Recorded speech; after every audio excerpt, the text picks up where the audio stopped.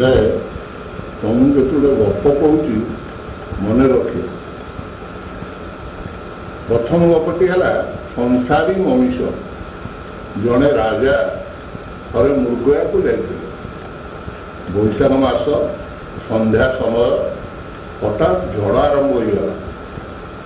ଗୁଳି ଝଡ଼ରେ ରାଜା ପଥହରା ହେଲେ। କିଛି ବାଟ ଆଗକୁ ଯାଇ ଦେଖିଲେ ଗୋଟିଏ ମହାବଳ ବାଘ ତାଙ୍କ ଆଡ଼କୁ ଧାଇଁଛି। ପ୍ରାଣ ଭୟରେ ରାଜା ପାଗଳ ପରି ଛୁଟିବାକୁ ଲାଗିଲେ। ଅସାବଧାନତା ଯୋଗୁଁ ଗୋଟିଏ କୂଅ ମଧ୍ୟରେ ପଡ଼ିଗଲେ। କୂଅ ଭିତରେ ଏକ ବିରାଟ ବରଗଛ। ଖସି ପଡ଼ୁଥିବା ଅବସ୍ଥାରେ ରାଜା ଗୋଟିଏ ଡାଳକୁ ଧରି ଝୁଲି ରହିଲେ। କୂଅ ଉପରକୁ ଚାହିଁଲେ ଏକ ବିରାଟ ମହାବଳ ବାଘ ତାଙ୍କୁ ଭକ୍ଷଣ କରିବାକୁ ଅପେକ୍ଷା କରିଛି।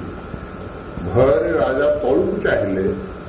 କୂଅ ତଳେ ଏକ ବିରାଟ ଅଜଗର ସାପ ପାଟି ଖୋଲି ତାଙ୍କୁ ଗ୍ରାସ କରିବାକୁ ଅପେକ୍ଷା କରିଛି। ଏ ଦୃଶ୍ୟରେ ତାଙ୍କର ହାତ ପାଦ ଶିଥିଳ ହେବାକୁ ଲାଗିଲା। ପ୍ରାଣପଣେ ସେ ଡାଳକୁ ଜାବୁଡ଼ି ଧରିଲେ, କାରଣ ସେତେବେଳେ ଏହି ଡାଳ ହିଁ ତାଙ୍କର ଏକମାତ୍ର ଅବଲମ୍ବନ ଥିଲା। ହଠାତ୍ ଦୃଷ୍ଟି ପଡ଼ିଲା ଯେଉଁ ଡାଳକୁ ସେ ଧରିଛନ୍ତି ସେହି ଡାଳର ମୂଳକୁ ଦୁଇଟି କଳା ଧଳା ମୂଷା ଟୁକୁର ଟୁକୁର କରି କାଟି ଚାଲିଛନ୍ତି। ରାଜା ବିପଦରେ ଆର୍ତ୍ତନାଦ କରି ଉଠିଲେ। ଡାକିଲେ, ହେ ବିପଦ ଭଞ୍ଜନ, ହେ ଆର୍ତ୍ତ ତ୍ରାଣ, ଏ ବିପଦରୁ ତୁମ ବିନା ରକ୍ଷକ କେହି ନାହିଁ। ଚାରି ପାଖରେ ବିପଦ, ମୃତ୍ୟୁ ନିଶ୍ଚିତ। ଏ ଦୀନ ସନ୍ତାନଙ୍କୁ ରକ୍ଷା କର ପ୍ରଭୁ। ଆପଣ ଗଜକୁ ନକ୍ର କବଳରେ, ମୃଗୁଣୀକୁ ବ୍ୟାଧ କବଳରୁ ରକ୍ଷା କରିଥିଲେ। ଏ ବିପଦରେ ଆପଣ ହିଁ ଅଧମରେ ଏକମାତ୍ର ରକ୍ଷକ। ମୁଁ ନିରାଶ୍ରୟ, ଆପଣଙ୍କୁ ଆଶ୍ରା କରି ଏଠି ଝୁଲି ରହିଛି। ହେ କରୁଣାମୟ, ମୋ ଉପରେ କୃପା କରନ୍ତୁ। ସେଇ ବରଗଛର ଉପର ଡାଳରେ ଗୋଟେ ମହୁ ଫେଣା ଥିଲା। ସେଥିରୁ ବିନ୍ଦୁ ବିନ୍ଦୁ ମହୁ ଝରି ପଡୁଥିଲା। ରାଜା ଦୁଇ ହାତରେ ଡାଳ ଧରିଥିବାରୁ ଜିଭରେ ସେ ମହୁ ବିନ୍ଦୁ ଗୁଡ଼ିକ ଚାଟିବାକୁ ଲାଗିଲେ। ଏହି ମହୁ ଚାଟିବା ଅବସ୍ଥାରେ ଈଶ୍ୱରଙ୍କୁ ଡାକିବା ଭୁଲିଗଲେ। ମହୁ ସ୍ୱାଦରେ ନିଜର ଉପସ୍ଥିତି ମଧ୍ୟ ଭୁଲିଗଲେ। ଏ ସମୟରେ ମୂଷା ଦୁଇଟି ଡାଳର ମୂଳକୁ କାଟି ପକାଇଲେ। ଫଳରେ ଡାଳଟି ଭାଙ୍ଗିଗଲା। ରାଜାଙ୍କୁ ବିରାଟ କାୟ ଅଜଗର ଗ୍ରାସ କଲା। ଏ ଗପରେ ରାଜା ଜଣେ ସଂସାରୀ ମଣିଷ। ପ୍ରାରବ୍ଧ ହେଉଛି ମହାବଳ ବାଘ। ତାର ତାଡ଼ନାରେ ମନୁଷ୍ୟ ସଂସାର କୂଅରେ ପଡ଼ିଥାଏ। ଶ୍ୱାସ ପ୍ରଶ୍ୱାସ ରୂପୀ ବରଡାଳ ମଣିଷକୁ ତ୍ରିଶଙ୍କୁ ଅବସ୍ଥାରେ ଝୁଲାଇ ରଖିଛି। ଦିନ ଓ ରାତି ଦୁଇଟି କଳା ଧଳା ମୂଷା ନିରନ୍ତର ଆୟୁଷ କ୍ଷୟ କରି ଚାଲିଛନ୍ତି। ଅଜଗର ସାପ ହିଁ ମହାକାଳ। ଏପରି ଅବସ୍ଥାରେ ମନୁଷ୍ୟ ଈଶ୍ୱରଙ୍କୁ ଡାକିବା ଛଡ଼ା ଅନ୍ୟ ଉପାୟ ନାହିଁ। ସଂସାର ଭୋଗ ବିଳାସ ମହୁତୁଲ୍ୟ। ସଂସାରୀ ମଣିଷ ସବୁ ଜାଣି ସୁଦ୍ଧା ଈଶ୍ୱର ବିମୁଖ ହୋଇ ଭୋଗ ବିଳାସରେ ମତ୍ତ ରହେ। ତାର ଚୈତନ୍ୟ ଉଦୟ ହୁଏ ନାହିଁ। ଫଳରେ ଅଜଗର ସାପ ଭଳି ମହାକାଳ ଗ୍ରାସ କରିଥାଏ। ତେଣୁ ହେ ସଂସାରୀ ମଣିଷ, ଏ ଅନିତ୍ୟ ସଂସାରରେ ଈଶ୍ୱର ହିଁ ଏକମାତ୍ର ସତ୍ୟ, ଅନ୍ୟ ସମସ୍ତ ମିଥ୍ୟା। ସେ ଏକା ନିରାଶ୍ରୟର ଆଶ୍ରୟ। ତେଣୁ ବେଳ ଥାଉ ଥାଉ ଭଗବତ ଚିନ୍ତାରେ ମଗ୍ନ ରହିବା ଏକାନ୍ତ ବିଧେୟ। ଫଳରେ ମୁକ୍ତିର ପଥ ଖୋଲିଯିବ। ଆଉ ଗୋଟେ ଗପଟିର ନାଁ ଉଚ୍ଚ ନିଚ ଭେଦଭାବ। ଗୋଟେ ଗାଁରେ ଜଣେ ପଣ୍ଡିତ ଏବଂ ତାଙ୍କ ପଣ୍ଡିତାଣୀ ବାସ କରୁଥିଲେ। ସେମାନଙ୍କର ପିଲା ନଥିଲା। ପଣ୍ଡିତ ମହାଶୟ ନିଜକୁ ବଡ଼ ପଣ୍ଡିତ ବୋଲି ଭାବୁଥିଲେ। ତେଣୁ ତାଙ୍କର ଆତ୍ମ ଅହଙ୍କାର ଅଧିକ ଥିଲା। ନିଚ ଜାତିର ଲୋକମାନଙ୍କୁ ସେ ଘୃଣା କରୁଥିଲେ। ତାଙ୍କ ଘରକୁ ସେଥିପାଇଁ କେହି ଆସୁନଥିଲେ। ସେ ନିଜକୁ ବଡ଼ ନୈଷ୍ଠିକ ବୋଲି ଭାବୁଥିଲେ। ଅନେକ ସମୟରେ ଅନ୍ୟ ଲୋକଙ୍କୁ ଦେଖିଲେ ବିରକ୍ତ ହେଉଥିଲେ। ପଣ୍ଡିତ ସବୁବେଳେ ନିଜକୁ ବଡ଼ ବୋଲି ଭାବୁଥିଲେ। ପଣ୍ଡିତାଣୀ କିନ୍ତୁ ସେ ଧରଣ ନଥିଲେ। ପଣ୍ଡିତେ ଘରେ ନଥିବା ସମୟରେ ସେ ପାଖ ପଡ଼ିଶା ଘରକୁ ଯା ଆସ କରୁଥିଲେ। ଲୋକେ ତାଙ୍କୁ ଭଲ ପାଉଥିଲେ। ଦିନେ ପଣ୍ଡିତେ ଖରାରେ ଘରକୁ ଫେରି ପଣ୍ଡିତାଣୀଙ୍କୁ କହିଲେ, ବହୁତ ଶୋଷ ହେଉଛି, କିଛି ପାଣି ଆଣିଦିଅ ତ, ମୋ କଣ୍ଠ ଶୁଖି ଯାଉଛି। ପଣ୍ଡିତାଣୀ ଘରେ ପାଣି ନଥିବାରୁ ପଡ଼ିଶା ଘରୁ ପାଣି ନେଇ ଆସିଲେ। ପାଣି ପିଇ ସାରି ପଣ୍ଡିତେ ପଚାରିଲେ, ପାଣି କୋଉଠୁ ଆଣିଲ? ପଣ୍ଡିତାଣୀ ଉତ୍ତର ଦେଲେ, ଆମ ପାଖ ପଡ଼ିଶା କମାର ଘରୁ। ଏହା ଶୁଣି ପଣ୍ଡିତଙ୍କ ମୁଣ୍ଡ ଗରମ ହୋଇଗଲା। ସେ ଲୋଟାଟା ଫିଙ୍ଗି ଦେଇ ଚିତ୍କାର କରି କହିଲେ, ତୁମେ ମୋତେ ଭ୍ରଷ୍ଟ କରିଦେଲ। କୁମ୍ଭାର ଘର ପାଣି ମୋତେ ପିଆଇଲ। ଏଥିରେ ମୋ କାୟା ଅପବିତ୍ର ହେଲା। ମୋତେ ପଞ୍ଚଗବ୍ୟ କରିବାକୁ ହେବ। ଭୟରେ ପଣ୍ଡିତାଣୀ ଜଳସଡ଼ ହୋଇ କ୍ଷମା ମାଗିଲେ ଏବଂ କହିଲେ, ଆଉ ଏପରି ଭୁଲ କେବେ କରିବି ନାହିଁ। ପରଦିନ କଥା, ସନ୍ଧ୍ୟା ହେଲା। ପଣ୍ଡିତେ ଖାଇବାକୁ ମାଗିଲେ। ପଣ୍ଡିତାଣୀ ତାଙ୍କୁ କେବଳ ଭାତ ବାଢ଼ିଦେଲେ। ପଣ୍ଡିତ ପଚାରିଲେ, ଆଜି କ'ଣ କିଛି ତରକାରୀ କରିନା? ପଣ୍ଡିତାଣୀ ଉତ୍ତର ଦେଲେ, କିଛି ଯେ କରିଥାନ୍ତି, କିନ୍ତୁ ଯେଉଁ ହାଣ୍ଡିରେ ରାନ୍ଧିଥିଲି ସେ ତ କୁମ୍ଭାର ଘର ହାଣ୍ଡି, ତୁମକୁ ଦେବି କେମିତି? ତୁମେ ତ ମନା କରିଛ, ତେଣୁ ଦେବି ନାହିଁ। ପଣ୍ଡିତ କହିଲେ, ତୋ ମୁଣ୍ଡ ଖରାପ ହେଲା କି? ହାଣ୍ଡିରେ କ'ଣ ଛୁଆ ମଛୁଆ ଥାଏ? ଏହାପରେ ପଣ୍ଡିତ 2 ଗୁଣ୍ଡା ଖାଲି ଭାତ ଖାଇ ପାଣି ମାଗିଲେ। ପଣ୍ଡିତାଣୀ କହିଲେ, ପାଣି ଆଣିବୁ କୋଉଠୁ? ମାଠିଆ ତ ନାହିଁ, ସବୁ ମାଠିଆ ଫିଙ୍ଗିଦେବି। ସେ ସବୁ ତ କୁମ୍ଭାର ଘରେ ତିଆରି, ତୁମେ ସେଥିରେ ପାଣି ପିଇବ କେମିତି? ପଣ୍ଡିତ ଏଥର ଚିଡ଼ି ଉଠି କହିଲେ, ଏଥର କ୍ଷୀର ଆଣିଦିଅ, ମୁଁ ପିଇବି। ପଣ୍ଡିତାଣୀ ଉତ୍ତର ଦେଲେ, କ୍ଷୀର ମଧ୍ୟ ଢାଳି ଦେଇଛି, କାରଣ କ୍ଷୀର ତ ନୀଚ ଜାତି ଦୁହିଁ ଦେଲେ, ତାକୁ ଘରେ ରଖନ୍ତି କେମିତି? ପଣ୍ଡିତ ପ୍ରଚଣ୍ଡ ରାଗରେ କହିଲେ, ଏ କି କଥା? କ୍ଷୀରରେ କ'ଣ ଛୁଆଁ ଅଛୁଆଁ ଥାଏ? ଏକଥା ଜାଣି ମଧ୍ୟ ତୁମେ କ୍ଷୀର ଢାଳିଦେଲ, ଏବେ ମୁଁ ପିଇବି କ'ଣ? ପଣ୍ଡିତାଣୀ ପଚାରିଲେ, ଯଦି କ୍ଷୀରରେ ଛୁଆଁ ଅଛୁଆଁ ନଥାଏ, ତେବେ ପାଣିରେ କଥା ଆସିଲା କୋଉଠୁ? ପଣ୍ଡିତ ଏଥର ରାଗରେ କାନ୍ଥରେ ମୁଣ୍ଡ ପିଟି ପିଟି ଦେଲେ। କହିଲେ, ମୋତେ ନିଦ ଲାଗିଲାଣି, ଶୋଇବା ପାଇଁ ଅଗଣାରେ ଖଟିଆଟା ପକାଇ ଦିଅ। ଖାଇବା ନହେଲା, ପିଇବା ନହେଲା, ଶୋଇବା ଟିକେ ଶାନ୍ତିରେ ହଉ।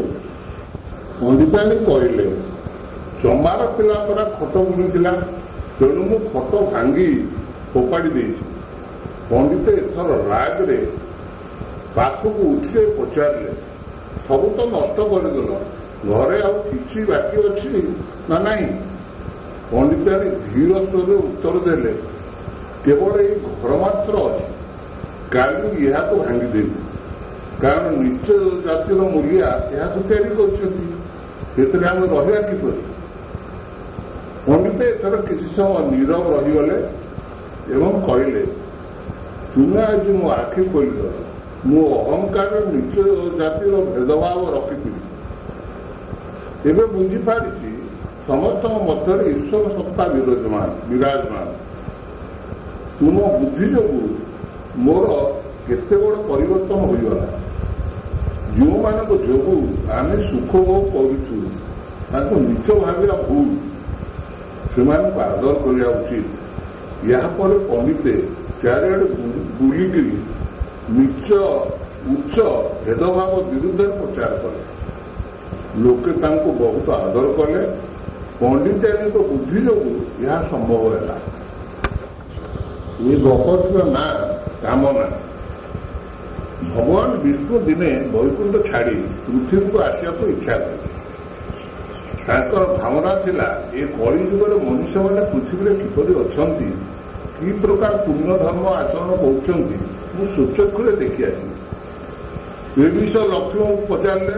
ଲକ୍ଷ୍ମୀ କହିଲେ, ମୁଁ ନାରଦ ଠାରୁ ଯାହା ଶୁଣିଛି, ଏବେ ମଣିଷ ମାନେ ପୃଥିବୀରେ ଅତ୍ୟନ୍ତ ଧୂର୍ତ୍ତ, ଆତ୍ମସ୍ୱାର୍ଥୀ। ସେମାନେ ନିଜ କଥା କେବଳ ଭାବୁଛନ୍ତି। ତୁମେ ଆଦୌ ପୃଥିବୀକୁ ଯାଅ ନାହିଁ। ମନୁଷ୍ୟମାନଙ୍କ ସଠତାରେ, ପ୍ରବଞ୍ଚନାରେ ତୁମକୁ ବିପଦରେ ପକେଇଦେବେ। ଭଗବାନ ବିଷ୍ଣୁଙ୍କୁ ତ ମାନିବାକୁ ନାରାଜ, ସେ ପୃଥିବୀକୁ ଯିବାକୁ ବାହାରିଲେ। ଏହି ଅବସ୍ଥା ଦେଖି ମା ଲକ୍ଷ୍ମୀ କହିଲେ, ମୋ କଥା ମାନିଲ ନାହିଁ, ପରିସ୍ଥିତି କିନ୍ତୁ ବଡ଼ ଜଟିଳ ହେବ। ମନେ ରଖ, ଯଦି ପୃଥିବୀର ମନୁଷ୍ୟ ଧୂର୍ତ୍ତ, ସ୍ୱାର୍ଥ, ପ୍ରବଞ୍ଚକ ହୋଇ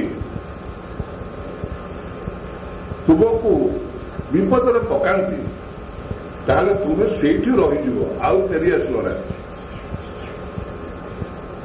ତମେ ସେଇଠି ରହିକରି ତାଙ୍କର ଅବସ୍ଥା ଅନୁଧ୍ୟାନ କରିବ, ଆଉ ବୈକୁଣ୍ଠକୁ ଯେମିତି ନ ଫେର।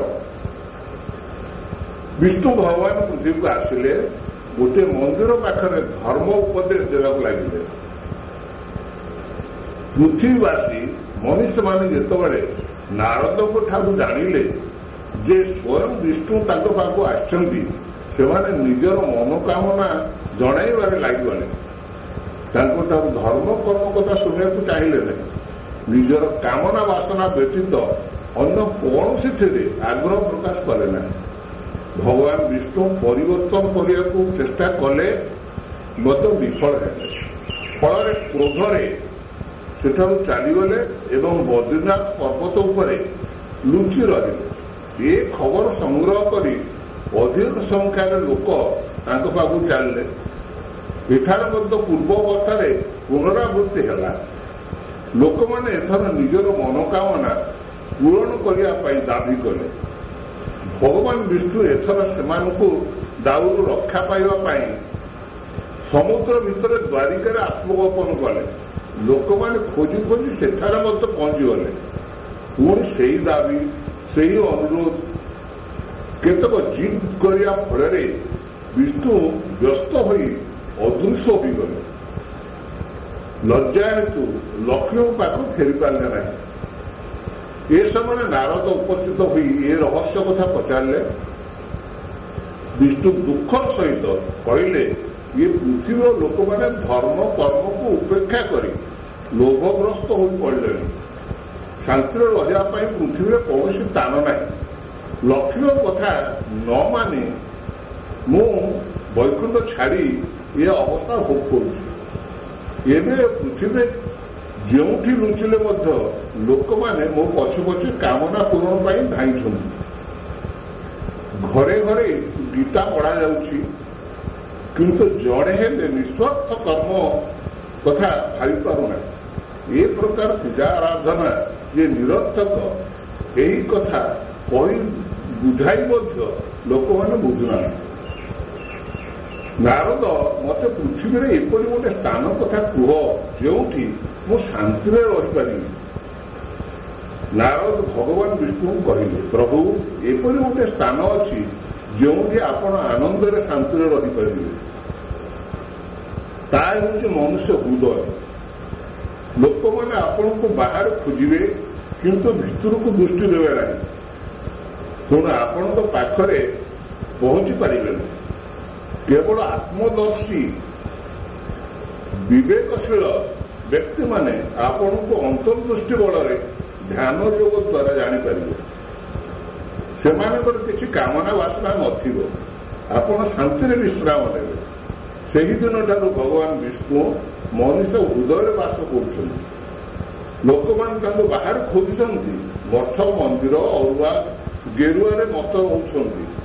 କାହାର ଦୃଷ୍ଟି ଅନ୍ତର୍ମୁଖୀ ନୁହେଁ। ତେଣୁ ବାହାରେ ଭଗବାନଙ୍କୁ ଡାକିବା ବା ଖୋଜିବା ନିଷ୍ଫଳ ପ୍ରଚେଷ୍ଟା କେବଳ।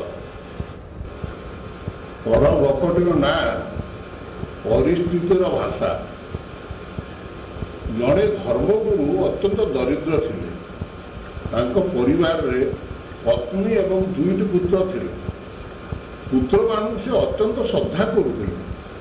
ନିଜ ହାତରେ ଗାଧୋଇ ଖୁଆଇ ଦେଉଥିଲେ, ଲୁଗା ପିନ୍ଧେଇ ଦେଉଥିଲେ, ପାଠ ମଧ୍ୟ ପଢ଼ାଉଥିଲେ। ସେମାନଙ୍କ ସହିତ ବେଳେ ବେଳେ ଖେଳୁଥିଲେ। ଘରେ ଅଭାବ ଥାଇ ମଧ୍ୟ ପିଲାମାନଙ୍କ କାମରେ କେବେ ଅବହେଳା କରୁନଥିଲେ। ପ୍ରତିଦିନ କିଛି ଅର୍ଥ ଯୋଗାଡ଼ କରିବାକୁ ପଦାକୁ ଯାଉଥିଲେ। ଥରେ ଗୁରୁ ଘରେ ନଥିବା ଅବସ୍ଥାରେ ପିଲା ଦୁଇଟି ରୋଗରେ ପଡ଼ିଲେ। ମା ସେମାନଙ୍କର ଚିକିତ୍ସା ମଧ୍ୟ କରାଇଲେ। ରୋଗ କ୍ରମେ ବଢ଼ିଲା। ଶେଷରେ ଗୁରୁଙ୍କ ଅନୁପସ୍ଥିତିରେ ପିଲା ଦୁଇଟିଙ୍କର ମୃତ୍ୟୁ ହେଲା। ମାଙ୍କ ମନରେ ଗଭୀର ଦୁଃଖ। ପିତା ତାଙ୍କର ଘରେ ନାହାନ୍ତି। ଘରକୁ ଫେରିଲେ ପୁଅଙ୍କ ଏ ଅବସ୍ଥା ଦେଖି ଗୁରୁ ନିଶ୍ଚୟ ଭାଙ୍ଗି ପଡ଼ିବେ। ଏ ଦୁଃଖ ସେ ସହିପାରିବେ ନାହିଁ। ଏହା ସେ ଜାଣିଥିଲେ ମଧ୍ୟ ପରିସ୍ଥିତିକୁ କିପରି ଭାବରେ ରକ୍ଷା କରାଯିବ ସ୍ଥିର କରିପାରିଲେ ନାହିଁ। ଶେଷରେ ଶବ ଦୁଇଟିକୁ ବିଛଣାରେ ବୁଡ଼ାଇ ଲୁଗା ଢାଙ୍କି ଦେଲେ। କିପରି ସ୍ୱାମୀଙ୍କୁ ଧୈର୍ଯ୍ୟ ଦେବେ ବସି ଭାବୁଥାନ୍ତି।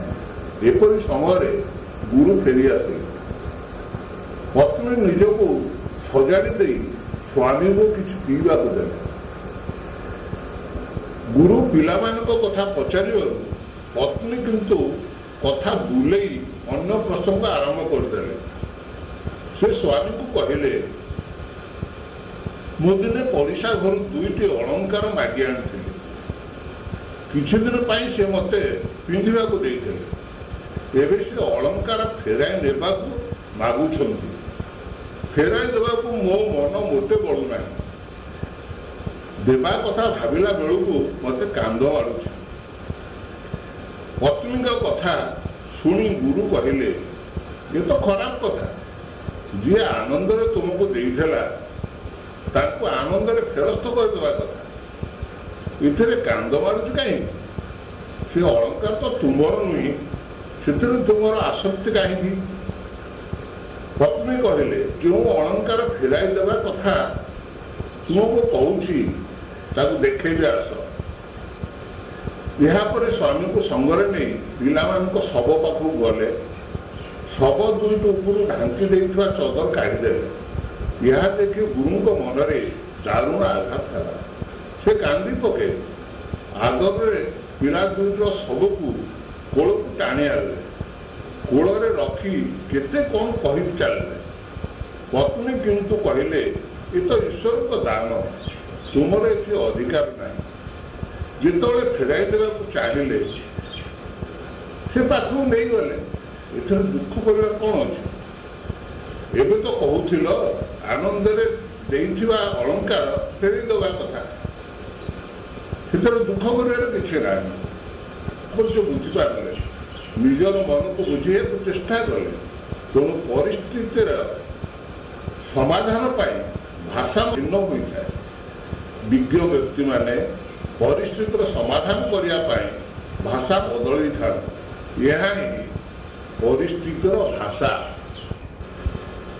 ପର ଗପର ନାଁ ହେଉଛି ଭାଗବତ ଶ୍ରବଣ। ଜଣେ ଧନୀ ବ୍ୟକ୍ତି ଥରେ ଜାଣିବାକୁ ପାଇଲେ ଯେ ରାଜା ପରୀକ୍ଷିତ ବ୍ରହ୍ମଶାପ ପାଇ ଗଙ୍ଗା କୂଳରେ ବ୍ରହ୍ମଜ୍ଞାନୀ ଶୁକଦେବଙ୍କ ଠାରୁ ଭାଗବତ ଶ୍ରବଣ କରିଥିଲେ। 7 ଦିନ ଭାଗବତ ଶୁଣି ସାରିଲା ପରେ ତକ୍ଷକ ଦଂଶନରେ ମୃତ୍ୟୁବରଣ କଲେ। ସେତେବେଳକୁ ତାଙ୍କର ବାହ୍ୟ ଜ୍ଞାନ ନଥିଲା। ଭାଗବତ ଭାବରେ ବିହ୍ୱଳ ସ୍ଥିର ଚିତ୍ତରେ ଧ୍ୟାନ ଯୋଗରେ ସେ ପ୍ରାଣତ୍ୟାଗ କଲେ। ଏହା ଜାଣିବା ପରେ ଧନୀ ବ୍ୟକ୍ତିଙ୍କର ଭାଗବତ ଶୁଣିବାକୁ ଆଗ୍ରହ ସୃଷ୍ଟି ହେଲା। ସେ ଭାବିଥିଲେ ଭାଗବତ ଶୁଣି ତାଙ୍କର ଆତ୍ମିକ ଉନ୍ନତି ହେବା ସହିତ ମୁକ୍ତି ମିଳିବ। ଏହି ଆଶାରେ ସେ ଭାଗବତ ଶୁଣିବାକୁ ଆତୁର ହୋଇପଡ଼ିଲେ। ଅନୁସନ୍ଧାନ କରିବା ଫଳରେ ଜଣେ ଭାଗବତ ଜ୍ଞାତା ପଣ୍ଡିତ ତାଙ୍କୁ ମିଳିଲେ। ଏକାନ୍ତରେ ଭାଗବତ ଶୁଣିବା ପାଇଁ ବ୍ୟବସ୍ଥା କରାଗଲା। ପଣ୍ଡିତ ମହାଶୟ କହିଲେ, ଏ କଳିଯୁଗ, ତେଣୁ ଧର୍ମର 4 ପାଦ ମଧ୍ୟରୁ ମାତ୍ର 1 ପାଦ ଅଛି। ଏହି 1 ପାଦ ଉପରେ କଳି ସର୍ବଦା ପ୍ରହାର କରୁଛି।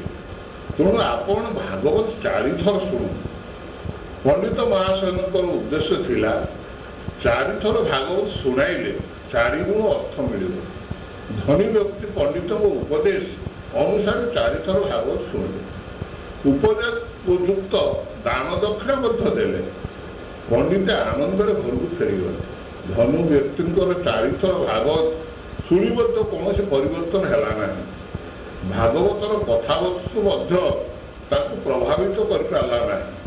ତେଣୁ ଶୁଣିବା ସମୟରେ ମଧ୍ୟ ସେ ଅନ୍ୟମନସ୍କ ରହୁଥିଲେ। ଶେଷରେ ଭାବିଲେ ଏ ପ୍ରକାର ଭାଗବତ ଶୁଣିବା ନିରର୍ଥକ। ଦିନେ ଧନୀ ବ୍ୟକ୍ତି ଜଣେ ସନ୍ଥଙ୍କ ପାଖକୁ ଗଲେ ଏବଂ ପଚାରିଲେ, ପରୀକ୍ଷିତ ମହାରାଜା, ମାତ୍ର ଥରେ ଭାଗବତ ଶୁଣି କିପରି ମୁକ୍ତି ପାଇଲେ, କିନ୍ତୁ ସେ 4 ଥର ଭାଗବତ ଶୁଣି କିଛି ଉପକାର ପାଇଲେ ନାହିଁ। ସନ୍ଥ ଏହାର କାରଣ କହିଲେ, ମୃତ୍ୟୁ 7 ଦିନ ମଧ୍ୟରେ ହେବ ଏହା ଜାଣି ପରୀକ୍ଷିତଙ୍କର ସଂସାର ପ୍ରତି ପୂର୍ଣ୍ଣ ବୈରାଗ୍ୟ ସୃଷ୍ଟି ହୋଇଥିଲା। ମହାମୁନି ଶୁକଦେବ ନିର୍ଲୋଭ ହୋଇ ଭାଗବତ କଥା ଶୁଣାଉଥିଲେ। ଏହା ସଂସାର ହିତ ପାଇଁ ଉଦ୍ଦିଷ୍ଟ ଥିଲା। ଫଳରେ ପରୀକ୍ଷିତଙ୍କର ମୁକ୍ତି ସମ୍ଭବ ହେବ। ତୁମେ କିନ୍ତୁ ଏହି ଭାବରେ ଭାଗବତ ଶୁଣିନାହ ବା ପଣ୍ଡିତେ ନିର୍ଲୋଭ ହୋଇ ଭାଗବତ ଶୁଣାଇ ନାହାନ୍ତି। ଏପରି ଶତାଧିକ ବାର ଭାଗବତ ଶୁଣିଲେ ମଧ୍ୟ କୌଣସି ଉପକାର ହେବ ନାହିଁ। ଏଥର ଧନୀ ବ୍ୟକ୍ତି ନିଜର ଭୁଲ ବୁଝିପାରିଲେ ଏବଂ ମନ ପ୍ରାଣ ଦେଇ ଭାଗବତ ଶୁଣିଲେ। ପରବର୍ତ୍ତୀ ଗପ, ମାନବ ସେବା ହିଁ ମାଧବ ସେବା।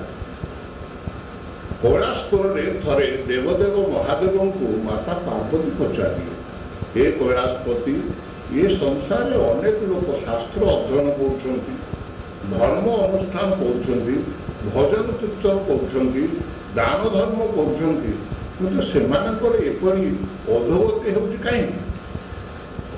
ଉତ୍ତର ମହାଦେବ କହିଲେ, ଶାସ୍ତ୍ର ଅଧ୍ୟୟନ କରିବାରେ କୌଣସି ଲାଭ ନାହିଁ ଯଦି ବିଧାନ ଗୁଡ଼ିକ ଆଚରଣ କରାନଯାଏ। ବର୍ତ୍ତମାନ ସମସ୍ତେ ଧର୍ମାନୁଷ୍ଠାନ କେବଳ ଆତ୍ମସ୍ୱାର୍ଥ ଆତ୍ମପ୍ରବଞ୍ଚନା ପାଇଁ କରିଚାଲିଛନ୍ତି। ଏଥିରେ କୌଣସି ଆତ୍ମିକ ଉନ୍ନତି ହେବ ନାହିଁ। ଲୋକମାନେ କେବଳ ଧାର୍ମିକ ଭାବ ଦେଖାଇ ହେଉଛନ୍ତି, ଯେପରି ଚିତା ଚୈତନ୍ୟ, ଅରୁଆ ଗେରୁଆ, ମଠ ମନ୍ଦିର ଇତ୍ୟାଦି। ଏସବୁ ମାଧ୍ୟମରେ କେବଳ ଭଣ୍ଡାମି କରାଯାଇପାରେ। ଲୋକମାନଙ୍କର ମନ ନିର୍ମଳ ନୁହେଁ, ସେମାନଙ୍କର ଗଭୀର ଈଶ୍ୱର ବିଶ୍ୱାସ ନାହିଁ। ଏ ବିଷୟ ପରୀକ୍ଷା କରିବା ପାଇଁ ଉଭୟ ଏକ ମନ୍ଦିର ପାଖକୁ ଛଦ୍ମବେଶରେ ଗଲେ। ମା ପାର୍ବତୀ ଏକ ସୁନ୍ଦରୀ ସାଧ୍ୱୀ ପତ୍ନୀ ରୂପରେ ଏବଂ ମହାଦେବ ଏକ କୁତ୍ସିତ ରୂପରେ ମନ୍ଦିର ପାହାଚ ନିକଟରେ ମାଗିବା ପାଇଁ ବସି ରହିଲେ। ଯେଉଁମାନେ ମନ୍ଦିରକୁ ଦେବତା ପାଇଁ ଆସୁଥିଲେ ସେମାନେ ପାର୍ବତୀଙ୍କ ଆଡ଼କୁ କାମୁକ ଦୃଷ୍ଟିରେ ଯାଉଥିଲେ ଏବଂ କିଛି ଅର୍ଥ ମଧ୍ୟ ପକାଇ ଦେଇ ଯାଉଥିଲେ।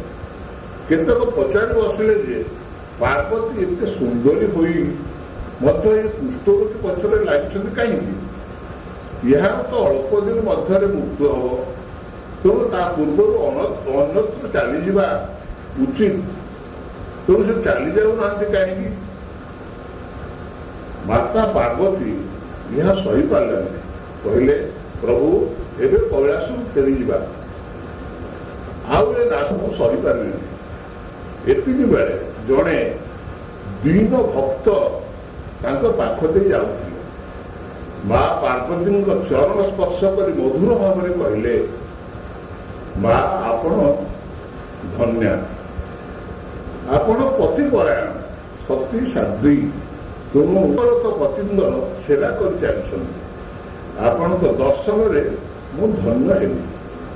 ଆସନ୍ତୁ, ମୁଁ ମଧ୍ୟ ଆପଣଙ୍କ ପତିଙ୍କ କ୍ଷତସ୍ଥାନ ସଫା କରି ପଟି ବାନ୍ଧିଦେବି। ମୋ ପାଖରେ ଥିବା ଛତୁଆ ସମସ୍ତେ ମିଶି ଖାଇବା। କଥା ଅନୁସାରେ ଭକ୍ତ ଜଣକ କ୍ଷତସ୍ଥାନ ସଫା କରିଦେଇ ପଟି ବାନ୍ଧିଦେଲେ ଏବଂ ପାଖରେ ଥିବା ଛତୁଆ 3 ଭାଗ କରି 2 ଭାଗ ଦେଇଦେଲେ। ପରେ ପରେ ପ୍ରଣାମ କରି ମନ୍ଦିର ଆଡ଼କୁ ଦେବ ଦର୍ଶନ ପାଇଁ ଚାଲିଲେ। ସଙ୍ଗେ ସଙ୍ଗେ ମହାଦେବ କହିଲେ, ଇଏ ହେଉଛି ପ୍ରକୃତ ଭକ୍ତ, ଯାହାଙ୍କର କୌଣସି ଘୃଣା ବା ଅହଙ୍କାର ନାହିଁ। ମନ୍ଦିରକୁ ଯିବା ପୂର୍ବରୁ ସେ ନିଷ୍କପଟ ଭାବରେ ସେବା ଧର୍ମକୁ ସାଧନା କଲେ। ଏପରି ଲୋକମାନେ ଖୁବ୍ କମ୍ ମିଳନ୍ତି। ଅନ୍ୟମାନେ କେବଳ ଆତ୍ମପ୍ରବଞ୍ଚନା କରି ଦେଖେଇ ହେଉଛନ୍ତି। ଏହାପରେ ଶିବ ପାର୍ବତୀ ନିଜ ରୂପ ଧାରଣ କରି ଭକ୍ତମାନଙ୍କୁ ଦର୍ଶନ ଦେଲେ। ଭକ୍ତମାନଙ୍କୁ ପରମ ଗତି ପ୍ରଦାନ କରି କୈଳାସ ଫେରିଗଲେ। ମନୁଷ୍ୟ ପରମାତ୍ମାଙ୍କର ଶ୍ରେଷ୍ଠ ସୃଷ୍ଟି। ଆଚରଣ ସିଦ୍ଧ ହୋଇ ସେବା ଧର୍ମ କରିପାରିଲେ ଈଶ୍ୱରଙ୍କ ଅପାର କରୁଣା ଲାଭ କରିବେ। ଭଗବାନ ମନୁଷ୍ୟକୁ ଯେଉଁ ଭାବରେ ସୃଷ୍ଟି କରିଛନ୍ତି ସେଥିରେ ତାର ଦୁଃଖ ପାଇବାର କୌଣସି କାରଣ ନାହିଁ। ମନୁଷ୍ୟ ନିଜ ଦୁଃଖର ନିଜେ ହିଁ କାରଣ। ମାନବ ସେବାକୁ ମାଧବ ସେବା ମନେକରି ଆଚରଣ କରି ଚାଲିଲେ ଈଶ୍ୱରଙ୍କ କୃପା ଓ କଲ୍ୟାଣର ଅଧିକାରୀ ହେବ ହିଁ ହେବ। ପରବର୍ତ୍ତୀ ଗପ ଭାବଗ୍ରାହୀ ଜନାର୍ଦ୍ଦନ। ମହାତ୍ମା ବିଦୁର ଦେଖିଲେ ଯେ ଧୃତରାଷ୍ଟ୍ର ଓ ଦୁର୍ଯ୍ୟୋଧନ ସ୍ୱାର୍ଥପର ଭାବେ ଅନୀତି କରି ଚାଲିଛନ୍ତି। ପାଣ୍ଡବମାନଙ୍କୁ ସର୍ବଦା ଦୁଃଖ ଦେଉଛନ୍ତି। ଏପରିକି ଅନ୍ୟାୟର ପଶା ଖେଳି ଦ୍ରୌପଦୀଙ୍କୁ ସଭା ମଧ୍ୟରୁ ଉଲ୍ଲଗ୍ନ କରାଇ ବନବାସ କଷ୍ଟ ଦେଇଥିଲେ। ଏ ଅନ୍ୟାୟ ବିଦୁର ସହିପାରିଲେ ନାହିଁ। ସେମାନଙ୍କର ସାନ୍ନିଧ୍ୟ ଏବଂ ଅନ୍ନ ତାଙ୍କୁ ପ୍ରଭାବିତ କରିବା ଭାବି ନଗର ବାହାରେ କୁଟୀର ନିର୍ମାଣ କରି ଭିକ୍ଷାନ୍ନ ପ୍ରତିପୋଷଣ ହେଉଥିଲେ। ତାଙ୍କ ପତ୍ନୀ ସୁଲଭା ମଧ୍ୟ ସ୍ୱାମୀଙ୍କର ଏ କାର୍ଯ୍ୟକୁ ଦୃଢ଼ ଭାବରେ ସମର୍ଥନ କରୁଥିଲେ। ବେଳେ ବେଳେ ଜଙ୍ଗଲରୁ କେବଳ ଶାଗ ସଂଗ୍ରହ କରି ସେଥିରେ ଉଦର ପୂରଣ କରୁଥିଲେ। ଏଥିରେ ତାଙ୍କର ଆନନ୍ଦ ଥିଲା। ସର୍ବଦା ସତ୍କର୍ମ ଓ ସତ୍ଚିନ୍ତାରେ ନିମଗ୍ନ ରହୁଥିଲେ। ଏକଦା ଭଗବାନ ଶ୍ରୀକୃଷ୍ଣ ପାଣ୍ଡବ ଓ କୌରବମାନଙ୍କ ମଧ୍ୟରେ ସନ୍ଧି ସ୍ଥାପନ ନେଇ ଦୁର୍ଯ୍ୟୋଧନ ପାଖକୁ ଯାଇଥିଲେ। ସଭାରେ ତାଙ୍କ ପ୍ରସ୍ତାବ ଗ୍ରହଣ କରାଗଲା ନାହିଁ, ପରନ୍ତୁ ତାଙ୍କୁ ଅପମାନ ସହିବାକୁ ପଡ଼ିଲା। ଫେରିଲା ବେଳେ ଦୁର୍ଯ୍ୟୋଧନ ତାଙ୍କୁ ଭୋଜନ ପାଇଁ ନିମନ୍ତ୍ରଣ କଲେ।